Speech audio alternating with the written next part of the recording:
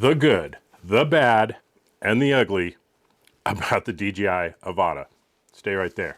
We'll be right back.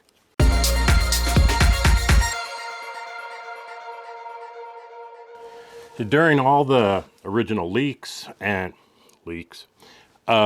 the Avata, I wasn't sure that this was going to be something that I would want.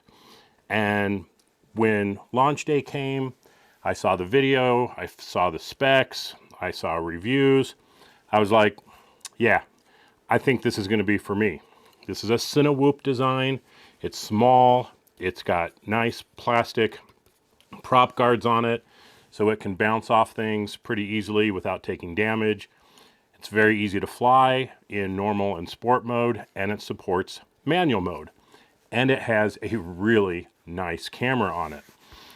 The goggles, these goggles are super sweet. They're small, they're light, they have better monitors in them. A lot to like about that. The batteries are small.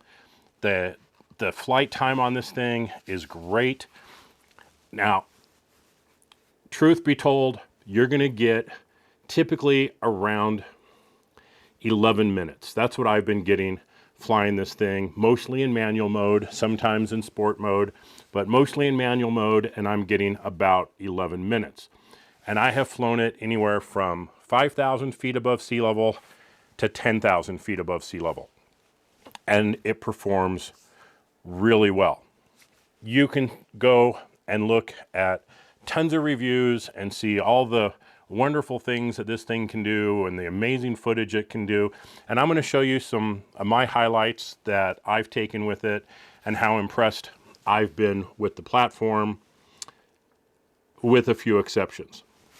And I'm going to try and answer a lot of the things that people are complaining about when it comes to this product. And I believe the majority of it comes down to not understanding what this product is. Well, let's start with what it's not. It is not the second generation of the DJI FPV drone. That is absolutely not correct.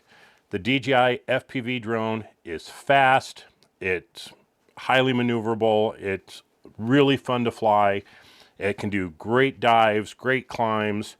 It's a very fast machine. I've had it well over 90 miles an hour, and the thing is a little rocket. The camera, not so great on it, but we've managed to deal with that with putting a GoPro on it or putting an Action 2 on it and get really phenomenal footage with the DJI FPV drone. This is not the second generation of that. This is an entirely different product. And you need to understand what this really is before you buy it.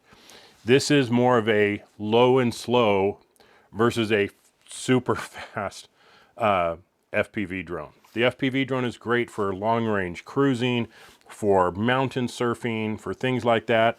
This is going to be a lot more for up close and personal filming, whether that be vehicles, whether it be people, whether it be interiors, doing real estate, anything where if it touches something, it's not going to rip it to shreds.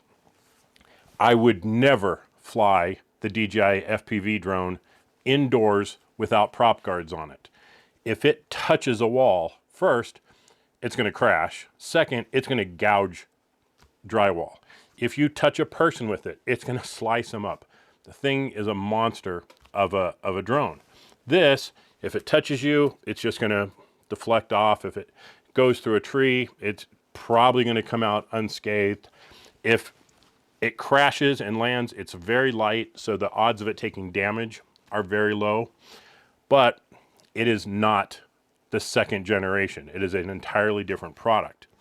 Now, a few things that really weren't mentioned really well by a lot of the reviewers out there. And I'm going to start with the goggles. And I was really excited about these goggles. The better clarity and everything on here, the lighter weight, the diopter adjustment and everything. And I go to put them on and I can't. I have to wear glasses. I have a very bad astigmatism And even in the old goggles, I have to wear my glasses so that I can focus in it. And these you cannot use with glasses. Now they do come with little holders so that you can have custom lenses made, and I'm going to go and find out what that's going to cost. But in the meantime, I had to go back to the V2 goggles and use those, which work perfectly well. They're fine, but I was really hoping to be able to use these. And until I can get lenses for them, these are going to collect dust. So if you wear glasses, maybe they'll work, maybe you can dial them in, and maybe you can't. And if you can't, then you're going to have an extra cost of getting custom lenses made for these. So that's one downside. The next downside, and this one irritates me pretty good as well, is in the drone itself, you get a little charger thing that you can charge a single battery with, but there's no charger. There's no power brick for it. When you buy the Fly More kit, all you get are 2 additional batteries and the charging hub. Again, you do not get a power brick for it. So you either hope to have something, or now you have another expense in going out and getting something. For the time being, I'm using a MacBook Pro charger. This is a 65 watt version, and it works perfectly well for charging the batteries. But fortunately, I happen to have an extra one of these, so it wasn't a big inconvenience. But the fact that DJI does not include a power brick at all in any package, something to be aware of. So let's get into it. How does this thing fly? And well, first off, there's no package that comes with the remote control. They all come with the motion controller. The motion controller. Now, for a lot of applications, this is actually going to work very, very well.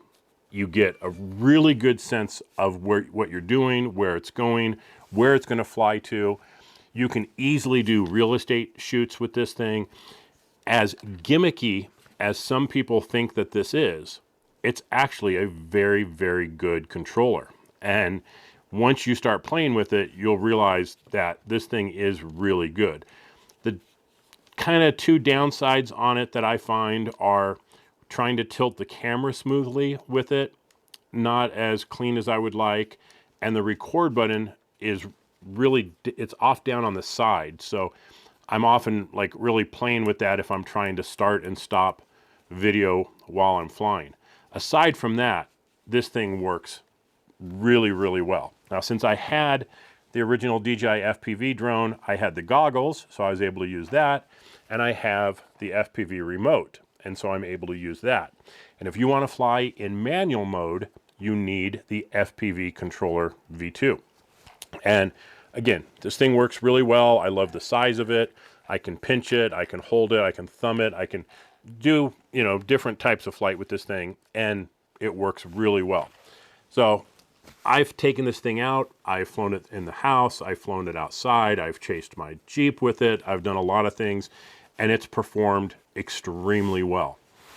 One thing that I think DJI absolutely did right with the Avata is allow you to embed the gyroscopic data from the drone into the footage so that you can then use a third-party tool called Gyroflow. Gyroflow is free, and if you've ever heard of RealSteady for GoPros, it's basically the same thing. It will stabilize the footage in post, and you get butter smooth footage. Now, one of the problems I had with the original DJI FPV drone when using the motion controller was trying to follow Jeeps on a trail. And I have another YouTube channel called Trail Traveler, and that's what we do. We go out and we do 4x4 trails, off-roading and stuff. And when I'm in the Jeep as a passenger and I'm trying to fly and we're hitting bumps and it's moving this around, it's causing the drone to move around. And that really messed up the footage in the FPV drone. And so I had to use the regular remote. Not a big deal. I'm comfortable using either one, but when you're trying to follow a vehicle, This accelerator is so smooth. You can get right up on top of somebody and hold that very well with this. It's very easy to use. So with the Avata, first off, just doing that, I was able to get some good results. But by turning off the stabilization on the drone's camera and setting the field of view to wide, that embeds the gyro data into the footage.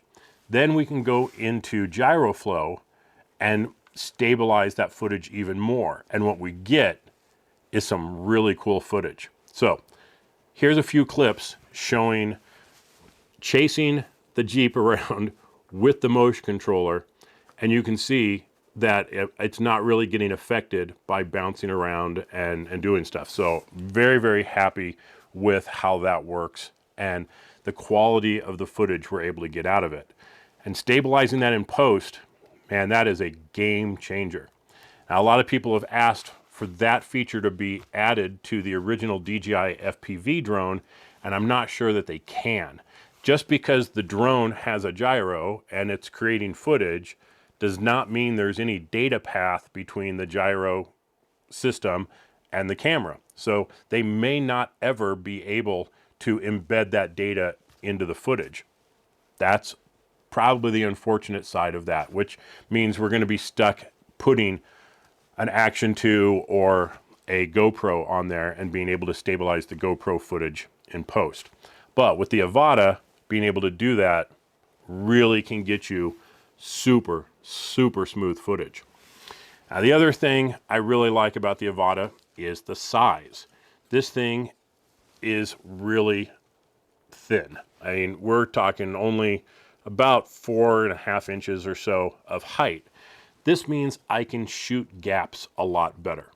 And so here's a shot that I did where I actually flew underneath my Jeep and had no problems. And that was actually shot with the motion controller, which is nice because as long as the little circle on your goggles is not showing that you're hitting the ground, it's dead center, that's where it's going to go. And it flew absolutely perfectly. So is the Avata for you? And that's a big question that really only you can answer because it depends on your particular needs. If you want super fast, high performance, balls to the wall flying with mountain diving and loops and barrel rolls and things, then the DJI FPV drone is a better choice. If you want smooth, cinema-like, really nice footage from a great camera and that you need to fly in close proximity to vehicles or people or objects or walls, well, then the Avata is probably a better choice. They're different tools for different jobs, and understanding the strengths and weaknesses of each one will help you determine which is going to be the best choice for you. Now, for me, for what I do, this is a better choice than the DJI FPV drone. The FPV drone is very big, it's bulky. When I have to put another camera on it, it becomes very tall. And I'm still only getting about 11 minutes of flight time with it. I'm getting 11 minutes out of this. The downside of the Avata when it comes to some of the things that I do is because it's small and light, it does get pushed around in the wind a little bit. So you're not going to be able to get the same quality of smoothness in your footage with this guy in higher winds that you can with the FPV drone. So there's a trade-off there. Now, I've still gone up the side of mountains. I've still did some dives. I can do those same things, but I have to understand that it's not going to have the same performance characteristics as the FPV drone. So I just need to know that going in, so I set my expectations accordingly. Now, let's talk about the flight time. DJI says it's like 14 minutes or something, 18 minutes, whatever they say it is. But realistically, most of us are getting about 11 minutes out of this. And you go, oh my God, 11 minutes. How come they can't do better? Well, if you build your own Cinewhoop and you're putting your batteries in here and your GoPro camera on here and everything else, you're probably only going to get 5 to 6 minutes. So that is almost double the flight time as building one yourself. So that is a huge advantage of the Avata over building one yourself. The flight time for what this is actually very, very good. Okay, let's talk about price. Well, if you have the other components, the controller and goggles, well, the drone itself is like $675. So it's really not that bad.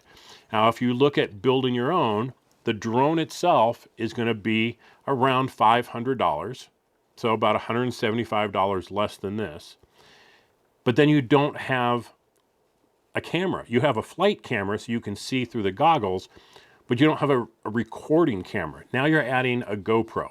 Now, if you go with a Bones, you're going to be in the like 350 range. You know, if you're putting a full-size GoPro on it, you're going to be 400 and change. So now all of a sudden you're pretty close to $1,000 to build a drone, where this for $675 has it all. The goggles, that's going to cost you money either way. The controller, it's going to cost you money either way. So when you price out starting with nothing and building your own and buying the other components, you're actually getting a pretty damn good deal with the Avata. And so that's something else you need to understand. Now, some of the build your owns, the prop guards are going to be made of TPU, which is a flexible plastic, which is nice. So if you hit something, you're not going to mar it, and they're going to hold up pretty well. But if you hit hard enough, they're going to deflect, go into the props, and you're going to break props.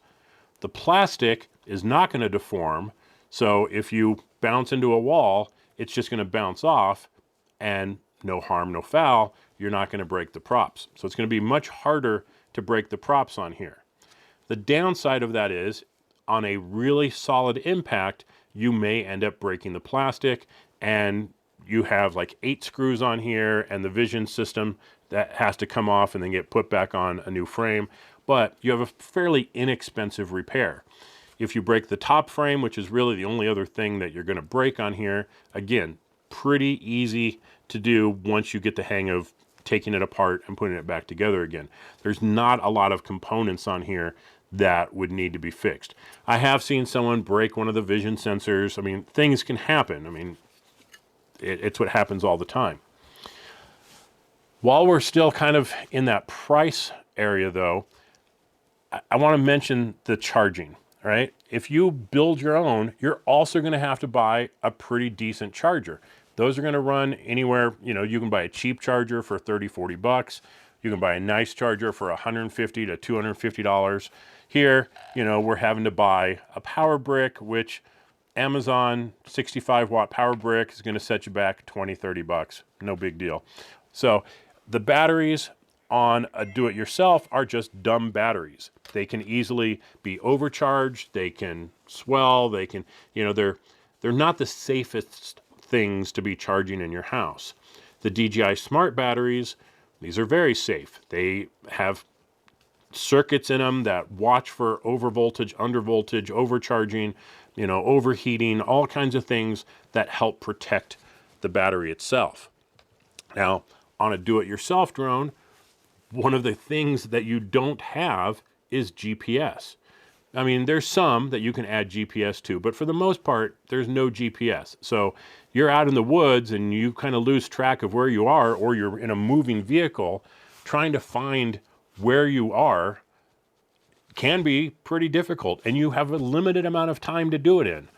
With the Avata, well, you have the H in your goggles so you know where your home point is. So it's going to fly back there. You have return to home functionality. You have hoverability. It'll just sit there and park just like the other drones, you know, unless you're in manual, then you have more control, but you lose some things, but you still have return to home and you still have safety features. So the safety features and things that are built into the Avata are far superior to anything that you're going to get by building your own.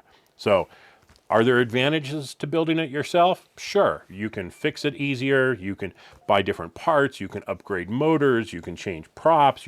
There's a lot of things you can do when you're building it yourself versus the Avata, which is going to be right now you're dealing with DJI props and DJI components and things, and that's going to be it.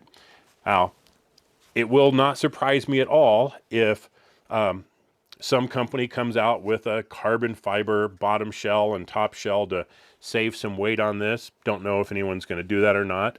Master Air Screw has already said that they're working on props on here. And let's talk about the props for just a moment. Now, some people have got this thing and have said, my God, this thing is insanely loud. Well, it's not a quiet drone. I mean, that's for sure. You're not flying around inside of a restaurant not disturbing anybody. The thing's loud. But for its size and what it is, it's actually kind of in the middle ground when you're talking about building something of this size. There are certainly way louder drones than this, and there's a few that are a little quieter. But this is going to be on the quieter to mid-range on the noise level. So it's not quiet, but it's also not as loud as other things in its size. So there's definitely that to consider. So overall, I think the Avata is a really good product. I think DJI totally nailed it on this for what it is. But you, the viewer out there, the consumer, the buyer, you have to decide, is this the drone for you? Now, for me, it's great. I love it. I'm going to use the hell out of this thing. It's going to replace my DJI FPV drone and my other drone that I built myself. And I have one product here that can do a lot of things with a very good camera on here. I'm still waiting for ND filters so I can get everything tuned in exactly the way I want. But out of the box, this is a great package so long as you have a power brick and you don't wear glasses. If you have glasses and you have astigmatism and you don't want to deal with the extra cost of having custom lenses made, then get the package that has the V2 goggles and you can just put those on and wear them without any problem. So that's my take on the DJI Avata. So if you're finished with the video, go ahead and close it out now, but stay right here and I'm going to put together a little highlight reel of some of the things that I've done with the Avata. So thanks for watching, everybody. This has been Kerry with Filmmaker Central. I'll catch you next time. Bye-bye.